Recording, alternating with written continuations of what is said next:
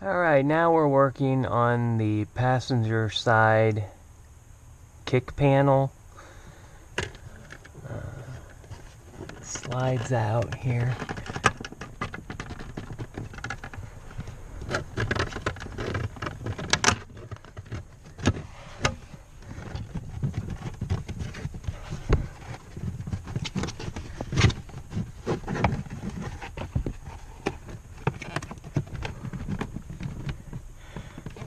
Okay, you work this side down, and then this back part slides out now.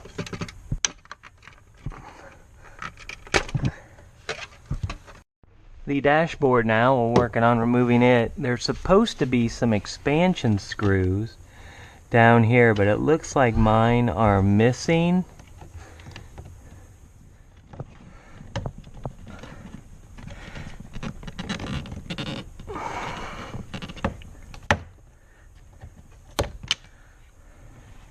Okay, you do need to remove these.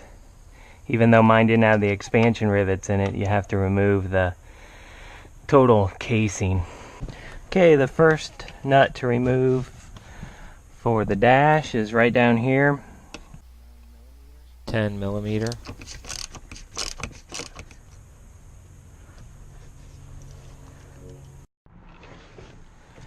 Now we have a screw.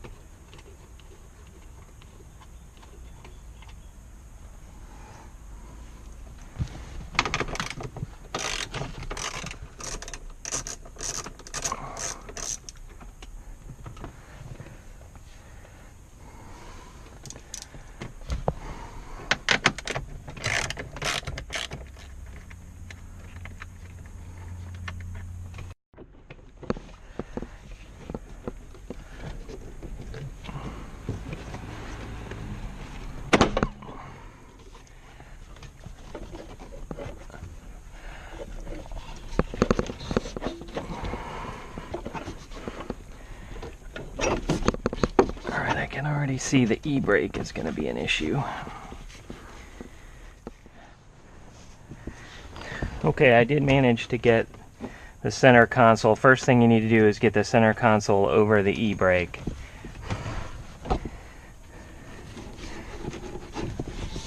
I'm just checking to make sure I'm not hung up on anything.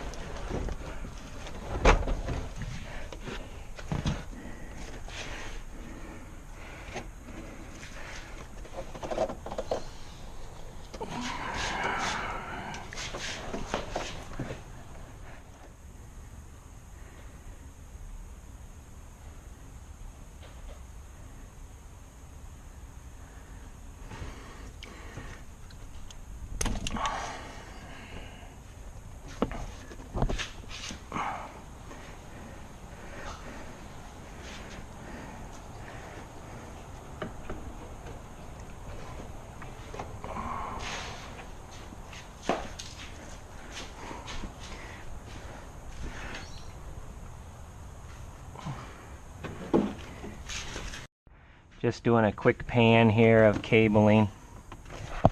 This was the cable I just unplugged for the solar sensor. All of our radio cables.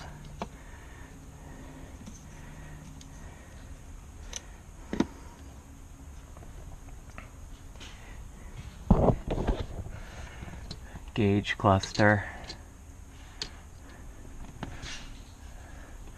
Light switch, not too bad. Here's the sucker we're trying to get to.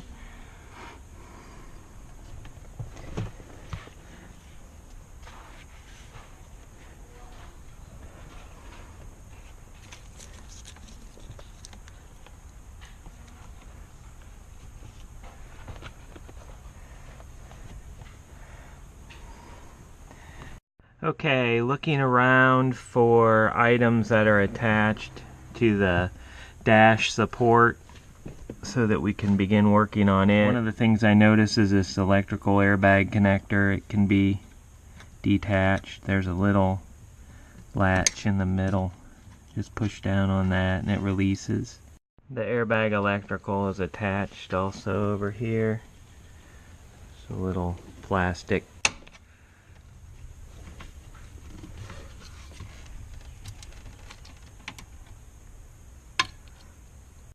Also over on this side, the airbag curtain has an electrical connector that's attached.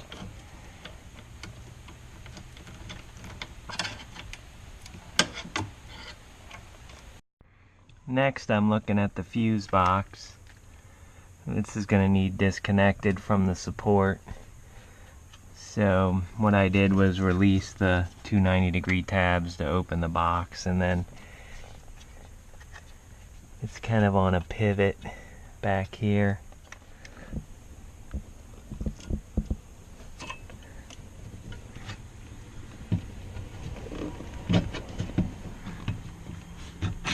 Up.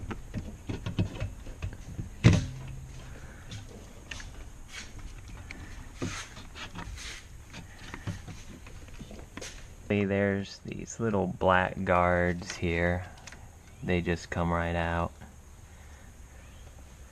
There's one on the other side too. Preparing now to lower the steering column. So first thing to do is remove this shift interlock. So I can kind of push and rotate.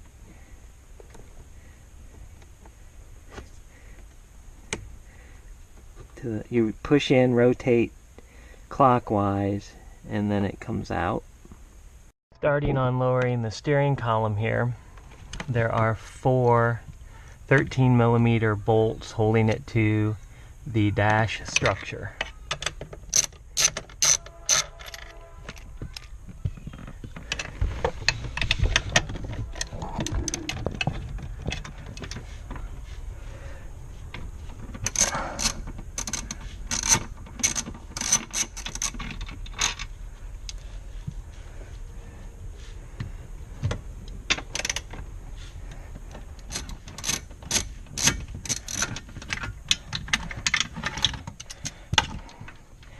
Just want to be careful for stretched cables as we lower it. I put a milk crate under here just because I didn't want mine going down all the way, but I think you could even probably go all the way to the floor without any problem. I thought I should note here too, it's probably best to work in the back left, back right, then front left. Now we're removing the airbag curtain canister from the dashboard structure. This is 10mm.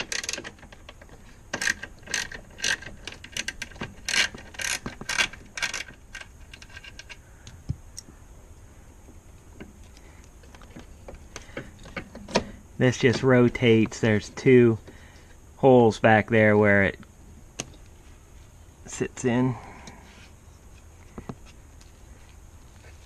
Now we're going to push the light switch and the airbag, curtain airbag connector back through so it's out of the way.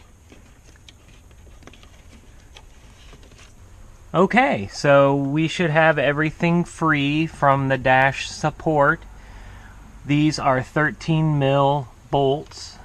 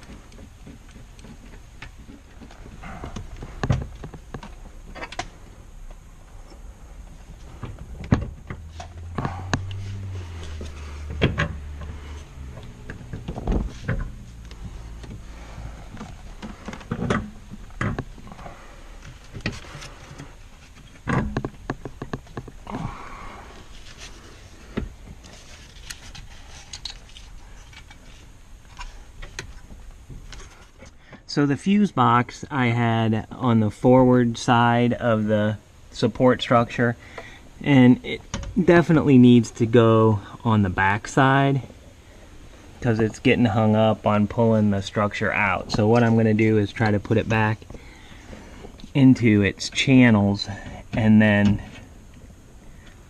start again with it released on the back side.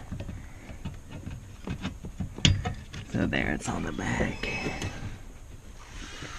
And now I can pull the structure forward. So that's the way you want to go. You don't want to have the fuse box in front.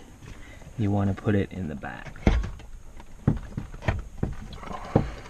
And then you need to pull up to get it free from the carpet.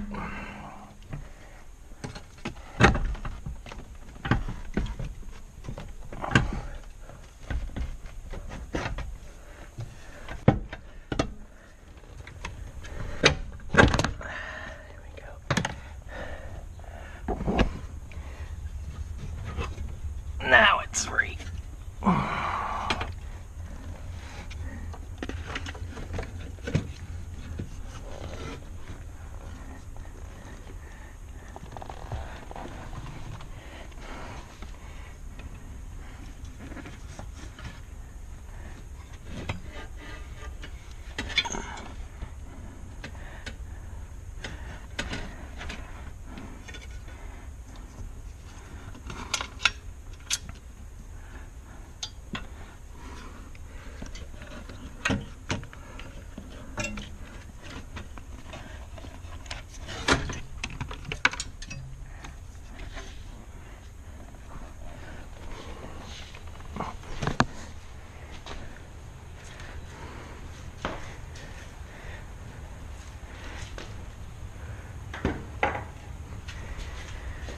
So I can bet that's going to be fun to put back in. Well, finally we're at the engine bay. Need to do some work in here. Drain the coolant is one of the first things we're going to accomplish.